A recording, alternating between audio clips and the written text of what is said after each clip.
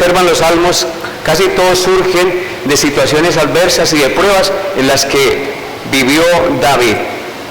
El título de la enseñanza para hoy lleva el título Alma sedienta de Dios. El alma sedienta de Dios. Así es el título de la enseñanza el día de hoy. El alma sedienta de Dios. Y el salmo para su estudio lo vamos a dividir en 4 partes. La primera parte va del 1 al 2 y la he titulado Un alma sedienta de Dios. La segunda parte va del versículo 3 al 5 y lleva por título Satisfacción en Dios. La tercera parte va de los versículos 6 hasta el 8 y lleva como título Comunión continua con Dios. Y la última parte va de los versículos 9 al 11 y titula Confianza en la justicia de Dios. 4 encabezados. Un alma sedienta de Dios, satisfacción en Dios, comunión continua con Dios y confianza en la justicia de Dios. Veamos nuestro primer encabezado. Un alma sedienta de Dios, versículos 1 y 2. Dice así la palabra de Dios. Dios, Dios mío eres tú. De madrugada te buscaré. Mi alma tiene sed de ti. Mi carne te anhela. En tierra seca y árida donde no hay aguas, para ver tu poder y tu gloria, así como te he mirado en el santuario. Amén.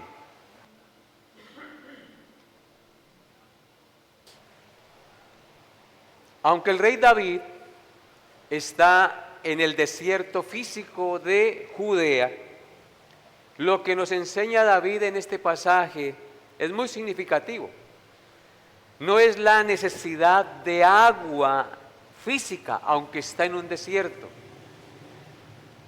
Allí David no está clamando por un vasado de agua, o un litro de agua, o un odre de agua para saciar su sed, sino está hablando de su necesidad para saciar su sed espiritual.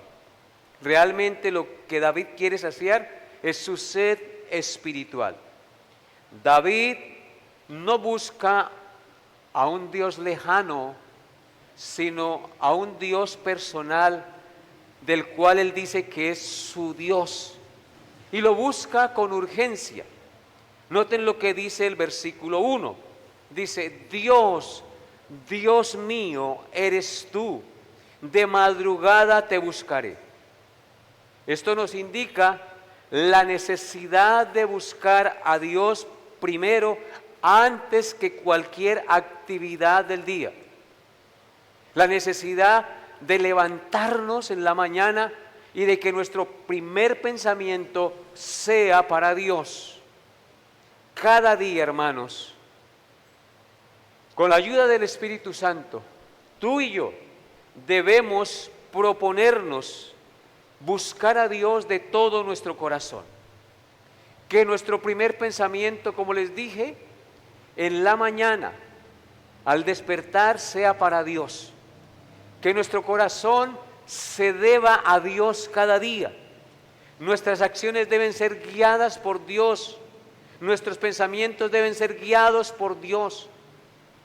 Dios debe ser el que guía todo nuestro ser. Y debe ser el anhelo, hermanos, no se distraigan, el anhelo de todo verdadero hijo de Dios. Buscar a Dios en primer lugar, antes que todas las cosas. Observen el versículo 1 del Salmo 63. Dios, Dios mío, eres tú. Para David, Dios era su Dios personal, el creador del universo. Y dice, de madrugada te buscaré. Él propone buscar a Dios en primer lugar, como usted y yo debemos proponer buscar a Dios en primer lugar. David también dice, mi alma tiene sed de ti. Mi carne te anhela en tierra seca y árida donde no hay aguas. Aquí David habla de dos componentes del ser humano: el alma y la carne o el cuerpo. El ser humano está compuesto de una parte material y de una parte inmaterial. A la parte material se le conoce como cuerpo y a la inmaterial se le conoce como alma o espíritu. La palabra alma y la palabra espíritu son palabras sinónimas e intercambiables. El ser humano está compuesto de alma y de cuerpo. Y noten lo que dice David: mi alma tiene sed de ti, mi carne te anhela. Habla de los dos componentes del ser humano, del alma y del cuerpo. Esto nos enseña que el alma sedienta y la carne anhelante, como habla David ahí, representan un deseo total de la persona redimida, tanto emocional y física, en la presencia de Dios su Creador. Cuando uno ha sido redimido por Dios, su alma y su cuerpo anhelan estar en la presencia de Dios, anhelan buscar al Creador del universo, anhela buscar a aquel que los redimió con la sangre del Cordero. Anhelamos estar en la presencia de Dios. Ustedes hoy debieron venir aquí con el anhelo de encontrarse con Dios a través del estudio de la palabra del Señor. Siempre debemos venir con esa expectativa. Yo voy a la congregación de los santos al encuentro con mi Dios, con ese Dios que nos creó y que se relaciona de manera personal con cada uno de nosotros y de manera congregacional en la predicación pública de la palabra de Dios a su iglesia. Así que la persona redimida debe anhelar y desear con todo su ser la presencia de Dios en esta tierra seca y árida que no ofrece sino cosas temporales, vacías y pasajeras que no sacian el alma verdaderamente. Como nosotros somos hijos de Dios y redimidos, nosotros anhelamos llenar ese vacío espiritual con la palabra de Dios, porque el mundo y las cosas del mundo quieren distraernos. Y cuando usted pone su confianza y su anhelo en las cosas del mundo, siempre va a encontrar un vacío. Al momento le satisface, pero después encuentra el vacío y la decepción que ofrece lo temporal. Solo Dios puede saciar la necesidad más profunda de nuestro ser y traer verdadera satisfacción a nuestra alma. San Agustín de Hipona, en su conocida frase que vale la pena repetir, dijo: nos hiciste, Señor, para ti, y nuestro corazón está inquieto hasta que descanse en ti. Esas son palabras verdaderas. El Señor nos hizo para Él, y nuestro corazón, nuestra alma, nuestro ser interior estará inquieto hasta que descanse en Dios, el Creador del universo, porque Él nos hizo para sí. A todos los llamados de mi nombre, para gloria mía, los he creado, los formé y los hice. Este anhelo del alma por Dios expresa que el ser humano encuentra plenitud solo en la relación con el Creador. Solo lo que puede satisfacer verdaderamente nuestro ser es la comunión con nuestro Creador a través de Jesucristo. La búsqueda de la paz interior no se resuelve en el mundo caído, sino en la comunión con Dios, quien es el fin último de toda existencia. Yo les animo hoy a disponer su corazón para encontrar comunión con Dios en la exposición de su santa palabra, porque cuando se expone la palabra escrita, Dios está instruyendo a su pueblo, Dios está teniendo comunión con sus redimidos, y eso es lo que está sucediendo precisamente esta noche, al ustedes escuchar la palabra de Dios y disponer su mente, sus oídos y su corazón y todo su ser para recibirla. Vamos a mirar unas citas de apoyo que nos hablan de esta verdad. En el Salmo 42, versículos 1 y 2, leemos lo siguiente. Salmo 42, 1 y 2 dice: como el ciervo brama por las corrientes de las aguas, así clama por ti, oh Dios, el alma mía. Mi alma tiene sed de Dios, del Dios vivo. ¿Cuándo vendré y me presentaré delante de Dios? Noten ustedes esas palabras tan hermosas que expresa el mismo salmista. Dice: como el ciervo brama por las corrientes de las aguas. Cuando hay verano y los ciervos no encuentran aguas, ellos se paran en lugares altos y braman y olfatean hacia el viento a ver dónde encuentran agua y desean saciar su sed, porque saben que si no la sacian morirán. Y aquí David utiliza la imagen del ciervo sediento, como el ciervo brama por las corrientes de las aguas. Dice: así, de esta manera clama por ti, oh Dios, el alma mía. ¿Así clamas tú, amado hermano, por Dios? Todos los días nosotros debemos clamar y desear ser saciados con el agua espiritual que solo Dios puede dar y que sacia nuestra sed espiritual. Nada en este mundo puede saciar la sed espiritual, solo el Dios que nos creó a través de Jesucristo. El verso 2 dice: mi alma tiene sed del Dios vivo.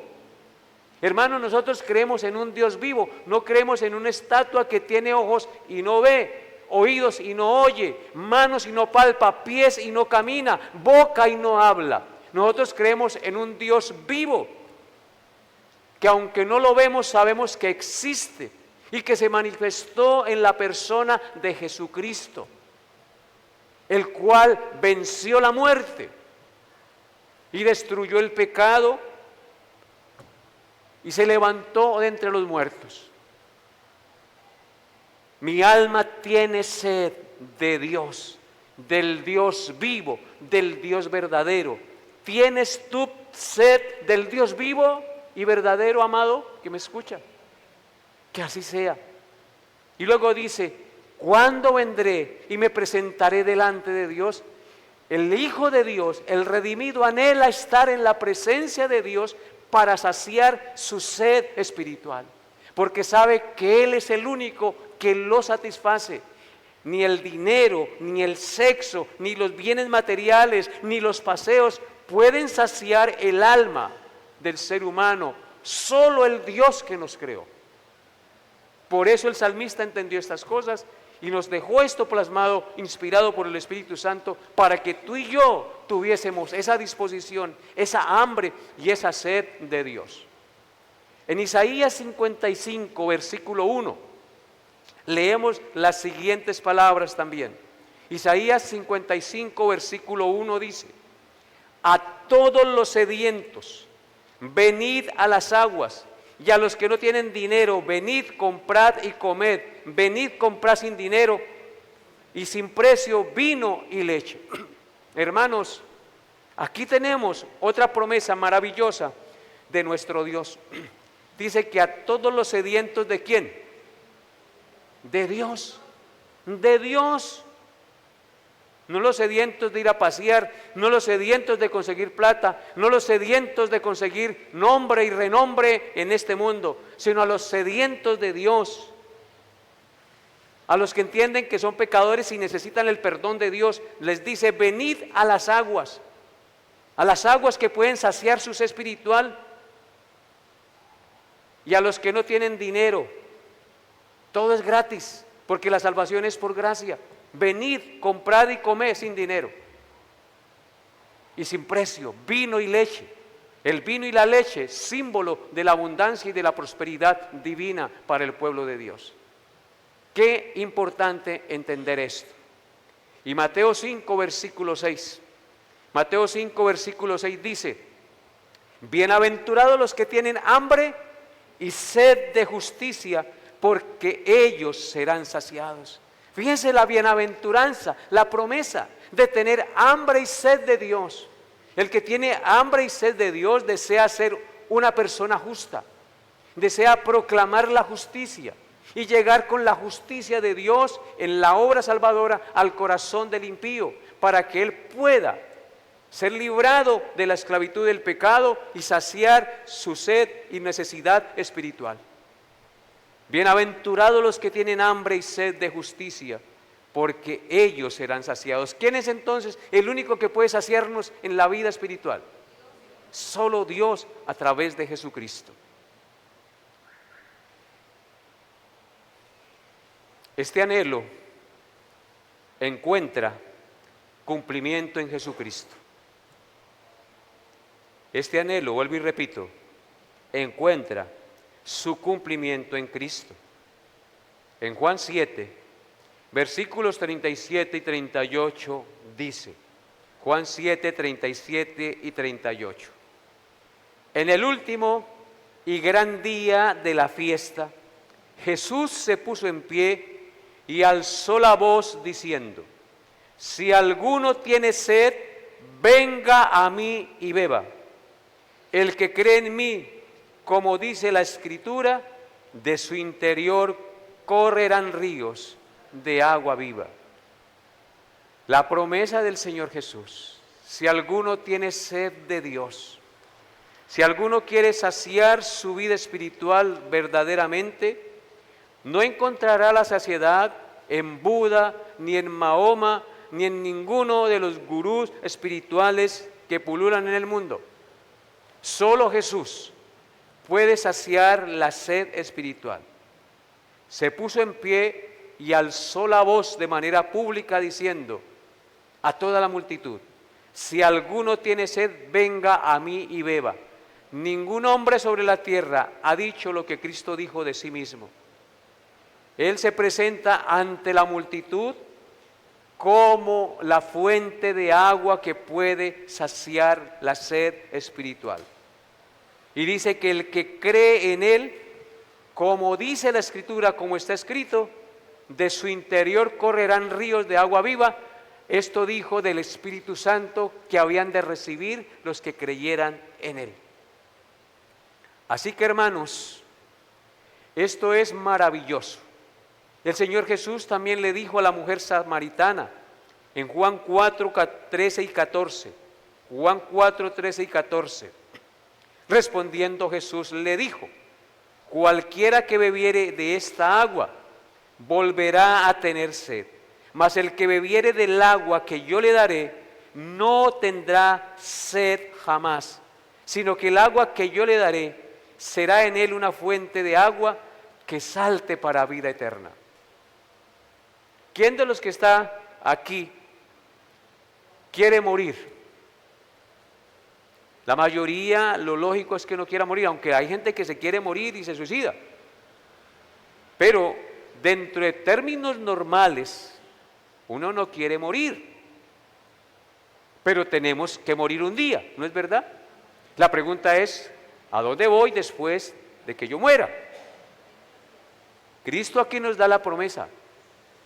Y dice, cualquiera que bebiere de esta agua, hablándole a la mujer samaritana, un agua que sacaba del pozo de Jacob, volverá a tener sed. Si yo tomo de esta agüita que tengo aquí para mojar la garganta, tengo que volver a tomarla para poder volver a mojar las cuerdas bucales y mi boca. Vuelvo a tener sed. Pero Cristo dice, mas el que bebiere del agua que yo le daré, no tendrá sed jamás. El único que puede saciar la sed espiritual es Jesucristo, porque Él nos da el perdón de los pecados y la vida eterna. Así que si tú vienes a Jesús hoy, te rindes a Él y le reconoces como su Señor y su Salvador, confesando sus pecados, el Señor saciará para siempre su sed espiritual, porque el agua que Él nos da será en Él una fuente de agua que salte para vida eterna. O sea que, ¿qué es lo que nos da el Señor Jesús cuando creemos en Él? la vida eterna. Y como nosotros no queremos morir eternamente, Jesucristo es la solución a la muerte eterna, es decir, a la separación eterna del alma con Dios su Creador. Porque recordemos que la muerte no es dejar de existir. Muerte significa separación. Cuando morimos se separa el alma del cuerpo. Y si morimos sin Cristo, en el día del juicio seremos separados en cuerpo y alma de la presencia de Dios. Esa es la muerte segunda, la muerte espiritual y eterna. En otras palabras, Cristo no solo satisface la sed, Él es la fuente de agua de vida eterna. Y les voy a hacer dos preguntas confrontadoras en esta noche a todos ustedes y a los que me escuchan por la red social. ¿Realmente tienes sed de Dios o tienes sed del mundo y todo lo que el mundo ofrece? ¿Realmente vives todos los días con sed de Dios? ¿Tu vida devocional realmente es de hambre y sed de Dios? ¿O simplemente es una rutina religiosa por cumplir, o para que el pastor me vea, o para que mis hermanos vean que yo me conecto? ¿O es porque realmente tienes hambre y sed de Dios? Pregúntese hoy eso. Porque nosotros venimos a la iglesia para ser redarguidos, corregidos, exhortados y afirmados en la fe. Para caminar por la senda que el Señor nos ha trazado. Versículo 2 de nuestro Salmo. Yo no sé si alcance a terminar hoy el Salmo, porque esto está muy bueno. Versículo 2 dice: para ver tu poder y tu gloria, así como te he mirado en el santuario. Versículo 3: porque mejor es tu misericordia que la vida, mis labios te alabarán. Meditemos en el versículo 2. Dice el salmista: para ver tu poder y tu gloria, así como te he mirado en el santuario. David recuerda cómo en otras ocasiones pudo ver el poder de Dios y su gloria, que le sostuvieron desde el santuario, y anhela esa misma presencia transformadora desde el desierto que estaba viviendo en esos momentos. Dice: mi alma tiene sed de ti, mi carne te anhela en tierra seca y árida donde no hay aguas, ¿sí notan? Para ver tu poder y tu gloria, así como te he mirado en el santuario. David ya había tenido experiencia con Dios al caminar con Él, y en esa sequedad espiritual que está viviendo, vuelve y clama a Dios y le dice: Señor, yo quiero ver tu gloria y tu poder, como te he mirado en el santuario. Hermanos, una cosa es cierta, y es que no podemos contemplar el poder y la gloria de Dios si no meditamos en las obras de creación y en sus obras de salvación, porque grandes y maravillosas son sus obras. Apocalipsis 15:3 dice: y cantaban el cántico de Moisés, siervo de Dios, el cántico del Cordero, diciendo: grandes y maravillosas son tus obras, Señor Dios Todopoderoso. Justos y verdaderos son tus caminos, Rey de los santos. David meditaba en las obras de salvación. Si usted va y lee el Salmo 119, ¿cómo inicia? Los cielos cuentan la gloria de Dios. El firmamento anuncia la obra de sus manos. Al meditar en las obras de Dios, tanto sus obras de creación como su obra de salvación, en ella podemos ver, o en ellas mejor, podemos ver el poder de Dios y podemos ver su gloria. Porque los cielos cuentan ¿qué cosa? La gloria de Dios, y al mismo tiempo nos hablan de su poder. O sea que tenemos que meditar en las obras de Dios para poder contemplar su poder y su gloria. Grandes y maravillosas son las obras de Dios. Grande y maravilloso es el mar y todo lo que en él hay. Grande y maravillosa es la tierra y todas las cosas que están en ella. Sus montes, sus cordilleras, sus ríos, sus lagos, sus llanuras, sus selvas, sus desiertos, sus continentes, sus polos, sus nevados, sus volcanes, etcétera. Grandes y maravillosas son las obras de Dios, ¿no es así? Grande y maravilloso es el firmamento, el sol, la luna, las estrellas, con todas sus galaxias y constelaciones sin número. La luna es hermosa y allá quiere ir el hombre. Salieron hoy para allá, ¿no? Dios los guarde. Grande y maravillosa es la formación de la vida humana en el vientre de la mujer. Un óvulo con un espermatozoide. Unido allí se forma el milagro de la vida y salimos usted y yo que estamos sentados en esa silla con oídos, con ojos, con nariz, con boca, con corazón, con todos nuestros órganos funcionando. ¿Para alabar a quién? Al que nos creó, al que nos dio la vida. ¿No es maravilloso meditar en sus obras de creación? Pero ¿qué me dicen ustedes meditar en las obras de salvación? Génesis 3:15. Y pondré enemistad entre ti y la mujer, y entre tu simiente y la simiente tuya. Esta te herirá en la cabeza y tú la herirás en el calcañal. Es el protoevangelio, el evangelio en cáusula, que nos habla de dos simientes. Una simiente, la simiente de la mujer, y la simiente o descendencia de la serpiente. Y la descendencia de la mujer, de ella nacería un varón que le aplastaría la cabeza a la descendencia de la serpiente.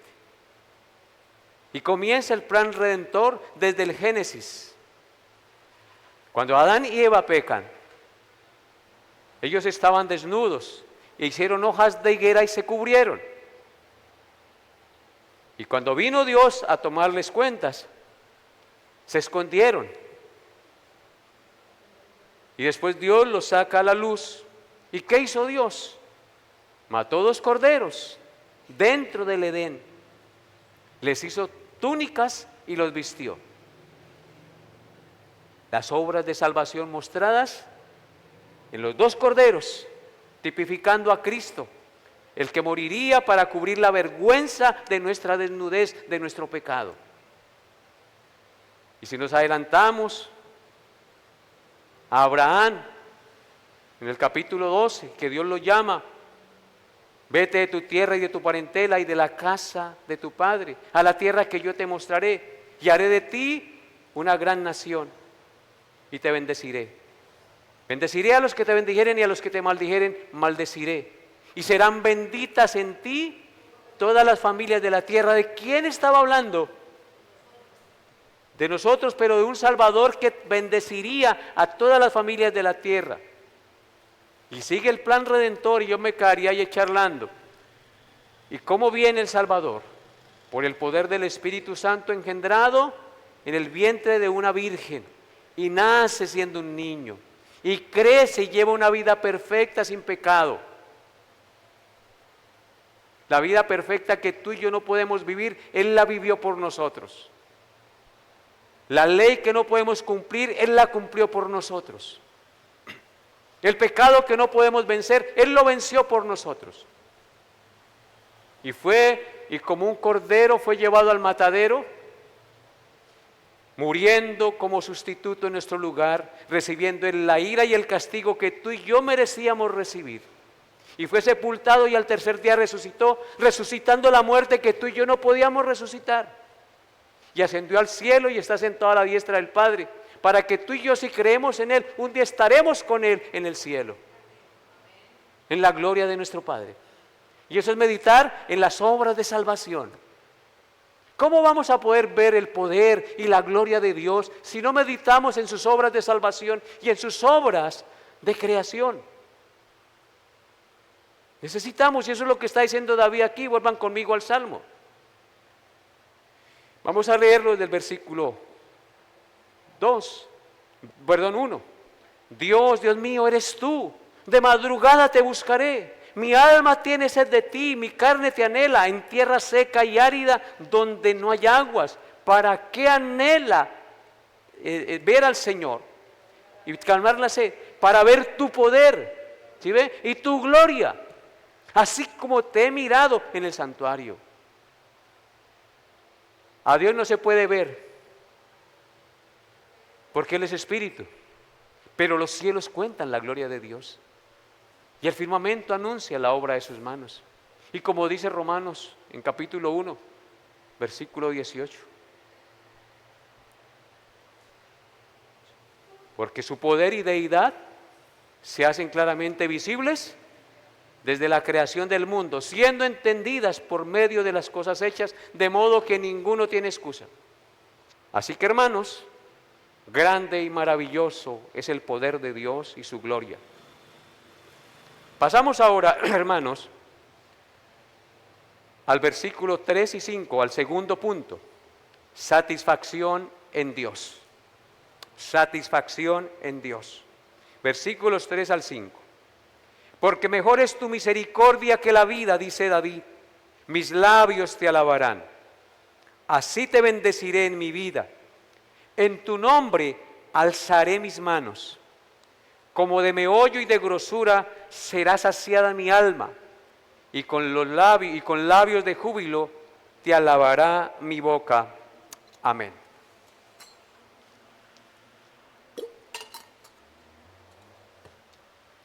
David declara algo radical en estos versos.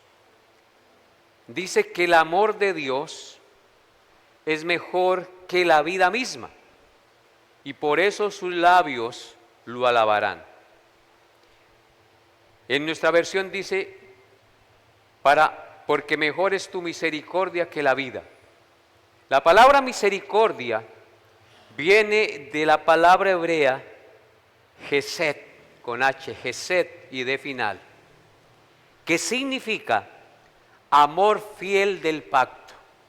Eso significa amor fiel del pacto. Para David, el amor fiel de Dios vale más que la existencia misma de su cuerpo.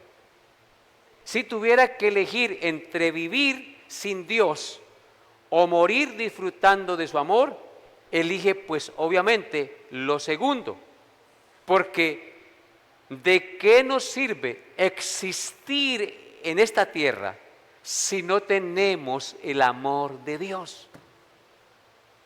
Mejor es tu amor, tu misericordia que la vida. Cuando nosotros entendemos el valor de Dios, todo lo demás palidece ante su riqueza y ante su gloria.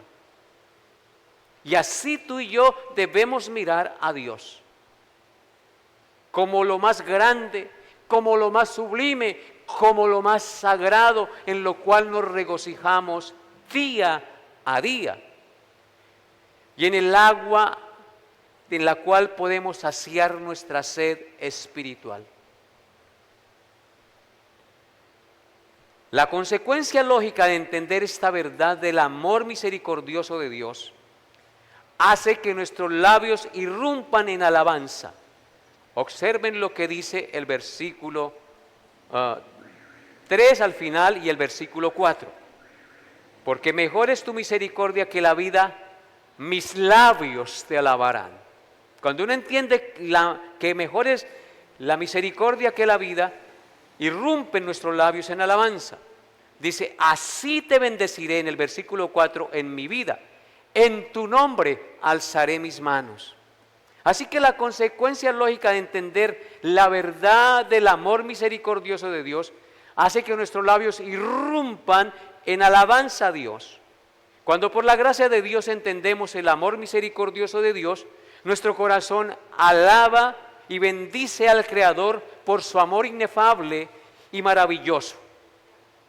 Versículo 4. Así te bendeciré en mi vida.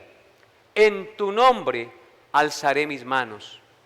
Vemos en estas palabras un compromiso total y vital de David con Dios. Dice, así te bendeciré en mi vida. En tu nombre alzaré mis manos.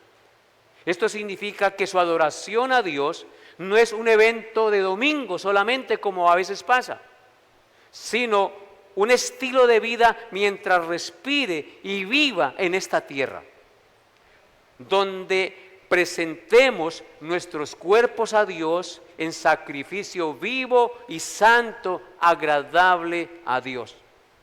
Y la figura de alzar las manos a Dios significa dos cosas. Significa reconocimiento de la grandeza y de la majestad de Dios, y rendición y reconocimiento a la autoridad divina. Eso significa el levantar las manos, reconocimiento de la grandeza y la majestad de Dios. Cuando su merced levanta las manos, hermano querido, en espíritu y en verdad, usted está reconociendo la grandeza y la majestad de Dios. Y cuando usted también levanta las manos, está reconociendo la autoridad de Dios y rindiéndose a su señorío, a su poder y a su gloria. Versículo 5. Como meollo de grosura será saciada mi alma, y con labios de júbilo te alabará mi boca. Vemos en este verso un lenguaje de banquete. El meollo y la grosura mencionados allí, en este verso, son un lenguaje de comida. La grosura y el meollo eran partes del animal más ricas y selectas en un banquete en la antigüedad. Aunque David está físicamente en un desierto, pasando hambre, pasando una necesidad y pasando incomodidad, dice que su alma está teniendo un banquete de lujo, de lo mejor. Hermanos, la presencia de Dios lo llena a uno más que cualquier banquete y que cualquier cosa terrenal. La presencia de Dios nos llena más que la mejor comida del mundo. Porque no solo de pan vivirá el hombre, sino de toda palabra que sale de la boca de Dios. Observen lo que dice el Salmo 36, versículos 7 y 8. Salmo 36, versículos 7 y 8. Dice, cuán preciosa, oh Dios, es tu misericordia. Por eso los hijos de los hombres se amparan bajo la sombra de tus alas. Serán completamente saciados de la grosura de tu casa y tú los abrevarás del torrente de tus delicias. ¡Qué promesa tan maravillosa, hermanos! Dice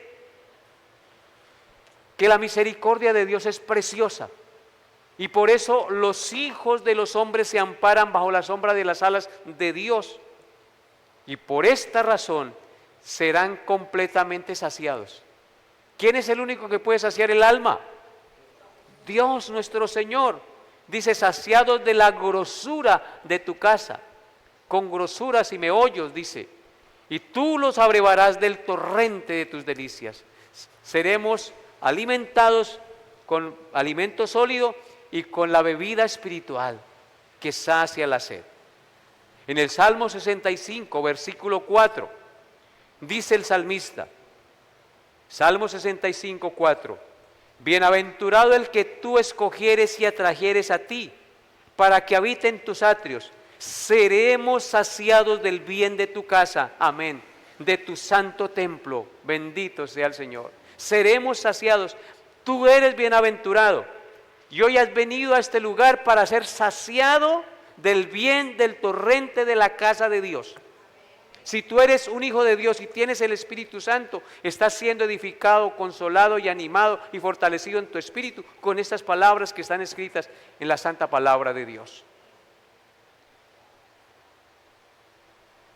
En Cristo, hermanos, el creyente no solo sobrevive, sino que es plenamente satisfecho porque Cristo es el pan de vida.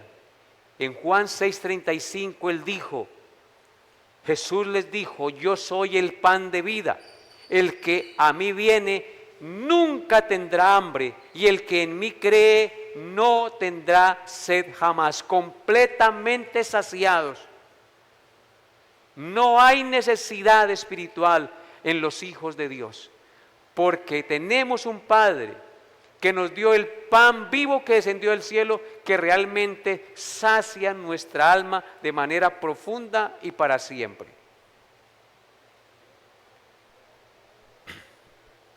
Hermanos, que nuestro gozo no dependa de las circunstancias que vivamos.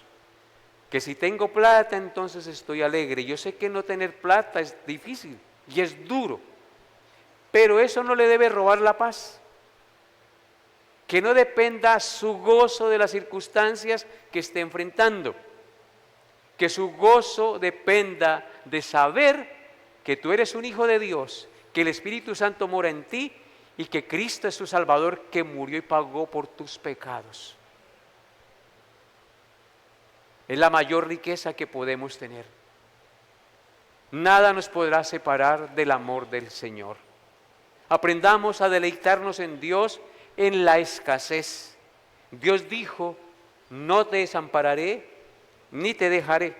De manera que podemos decir confiadamente, el Señor es mi ayudador, no temeré lo que me pueda hacer el hombre. Punto 3 de nuestro sermón, versículos 6 al 8. Comunión constante con Dios. Cuando me acuerde de ti en mi lecho, cuando medite en ti en las vigilias de la noche, porque has sido mi socorro, y así en la sombra de tus alas me regocijaré, está mi alma apegada a ti, tu diestra me ha sostenido. Amén. ¿Qué vemos en estas palabras? Comunión constante con Dios. Cuando me acuerde de ti en mi lecho, cuando medite de ti en las vigilias de la noche, dice en el verso 6. Vemos en este verso 6 que David no solo busca a Dios en momentos formales, como venir a la iglesia, o en momentos especiales, sino que su relación con Dios es continua, en la noche, en el día, al mediodía, por la tarde. Es decir, en cualquier momento él se aferra a Dios. David utiliza el silencio de las vigilias de la noche, según el versículo, para recordar y meditar en la fidelidad de Dios. Cuando usted no pueda dormir, póngase a pensar en la fidelidad de Dios. Póngase a recitar los mandamientos de la ley moral, a recordar el fruto del Espíritu Santo, a decir de memoria el Salmo 119, que es muy más cortito, el Salmo 1, el Salmo 19, a recordar las palabras de Cristo en Romanos. Cuando no pueda dormir, medite en la fidelidad de Dios. Cómo tú, siendo un miserable pecador inmerecedor del amor de Dios, fuiste objeto de ese amor inmerecido, a tal punto que Jesús murió y pagó por tus pecados. Medite en las maravillas de la salvación, en las vigilias de la noche. Son momentos de comunión íntima, donde los pensamientos de Dios llenan nuestra mente en las vigilias de la noche y fortalecen nuestra alma y nuestro ser. O ponga la Biblia en audio y comience a escuchar la Biblia en audio. Versículo 7 dice, porque has sido mi socorro, y así en la sombra de tus alas me regocijaré. Vemos que David reconoce que Dios ha sido su ayuda y su socorro en el pasado, y lo que le dará confianza para seguir confiando en el presente. Noten lo que dice el verso 7. Tiempo pasado y tiempo futuro, presente. Porque tú has sido mi socorro, tiempo pasado. Y así en la sombra de tus alas me regocijaré, tiempo presente. Así que nosotros debemos regocijarnos en lo que Dios hizo en el pasado por nosotros y regocijarnos en lo que Dios hace por nosotros en el presente. En la sombra de sus alas me regocijaré, dice David. Esta figura tan hermosa representa protección, representa intimidad y al mismo tiempo el gozo de estar bajo el cuidado amoroso de Dios. Similar como cuando una gallina o un ave cubre su polluelo debajo de sus alas. Es una bella y tierna figura paterna de amor y protección, así es nuestro Dios. Versículo 8. Está mi alma apegada a ti, tu diestra me ha sostenido. Sigue David conversando con Dios, teniendo intimidad con el Señor, en comunión constante. Dice, mi alma está apegada a ti, tu diestra me ha sostenido. Hermanos, al igual que el salmista, nuestra alma debe estar apegada o aferrada a Dios día a día. No podemos soltarnos de la mano de Dios. Permaneced en mí y yo en vosotros. Como el pámpano no puede llevar fruto por sí mismo si no permanece en la vid, así también vosotros si no permanecéis en mí. Aferrémonos a Dios, que nuestra alma esté apegada a Dios día a día, porque de Él emana la vida y su diestra nos sostiene. Si nos apartamos de Él caemos y será grande la ruina. Que digamos con el salmista en el Salmo 73, versículos 25 y 26. Salmo 73, versículos 25 y 26. ¿A quién tengo yo en los cielos sino a ti? Y fuera de ti nada deseo en la tierra. Mi carne y mi corazón desfallecen, mas la roca de mi corazón y mi porción es Dios para siempre. Aleluya. Y por último veamos el cuarto punto. Confianza en la justicia de Dios. Versículos 9 al 11. Dice, pero los que para destrucción buscan mi alma, dice David, caerán en los sitios bajos de la tierra. Los destruirán a filo de espada. Serán porción de los chacales. Pero el rey se alegrará en Dios. Será alabado cualquiera que jura por él. Porque la boca de los que hablan mentira será cerrada. Amén.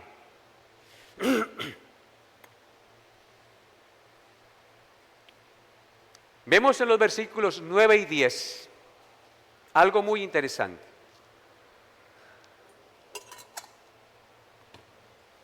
Vemos que David no toma venganza de sus enemigos, confía en la justicia divina, confía en que Dios hará justicia. Hermanos, esto nos enseña que debemos confiar en que Dios vindica al justo, que Dios juzgará al impío. Los que buscan la muerte del salmista, dice él, caerán en los sitios bajos de la tierra, serán humillados y sepultados, serán entregados al poder de la espada y serán porción de los chacales, es decir, serán devorados, indicando una muerte ignominiosa. Vemos que David está seguro que aquellos que buscan destruirlo fracasarán y caerán, mientras que él como rey, ungido por el Señor, se regocijará en Dios. ¿Sí lo notan? Miren, los destruirás a filo de espada, serán porción de los chacales, pero el rey, hablando de él mismo, se alegrará en Dios. ¿En quién debemos alegrarnos en medio de la persecución y la angustia? En Dios nuestro Señor. Será alabado cualquiera que jura por Él. Cuando buscamos a Dios y confiamos en Dios, hermanos, somos bienaventurados. David, a pesar de estar en el desierto, afirma su posición como rey y confía en que se regocijará en Dios, alabando su fidelidad. Él dice, pero el rey se alegrará en Dios, será alabado cualquiera que jura por él. Entonces, pasamos al verso 11 que dice, Pero el rey se alegrará en Dios, será alabado cualquiera que jura por él. Y la parte final, porque la boca de los que hablan mentira será cerrada. Amén. Vemos aquí que David dice que la boca de los mentirosos será cerrada, lo que significa que Dios pondrá fin a las calumnias y a la falsedad levantadas contra el rey. Hermanos, si hay alguien que nos calumnia y habla mal de nosotros y nos pone zancadilla, debemos dejarle todo en las manos. ¿A quién? A Dios nuestro Señor. Él es el que hace justicia por nosotros. Así que el enfoque final del Salmo no es el enemigo, sino la gloria de Dios y su confianza en la justicia vindicativa de Dios. Y para terminar, quiero concluir con una aplicación cristológica. El Salmo 63 apunta profundamente a Cristo. Él es el objeto de nuestra sed. ¿Sí o no? Él es el objeto de nuestra sed. Él es la fuente de agua que calma la sed más profunda del alma. En segundo lugar, Él es la fuente del agua que satisface.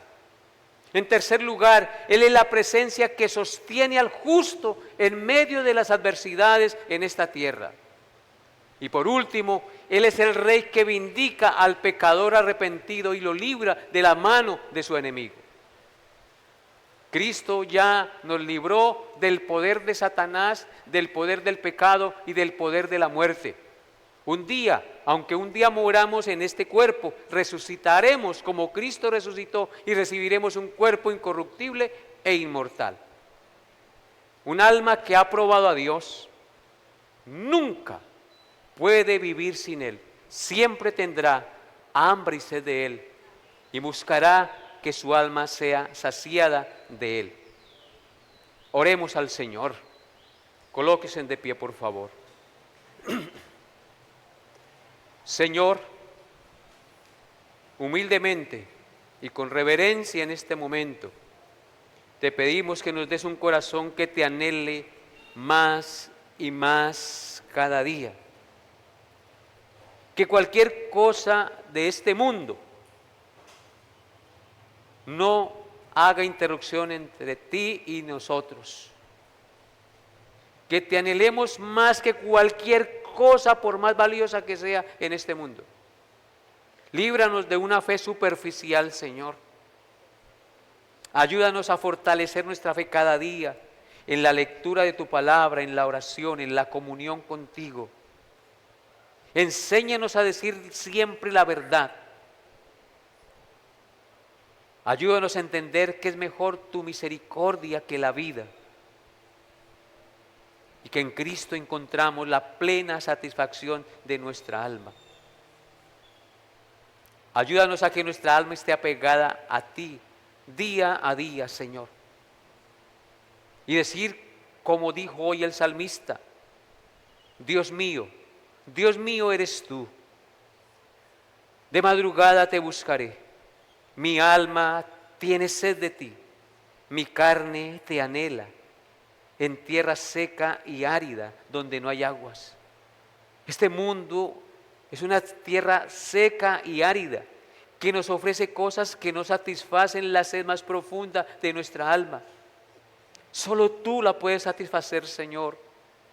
Llénanos, Señor, de ti y sacia nuestra sed espiritual. Te lo pedimos, glorioso Dios, en el santo nombre de tu Hijo Jesús, con acción de gracias. Amén y amén.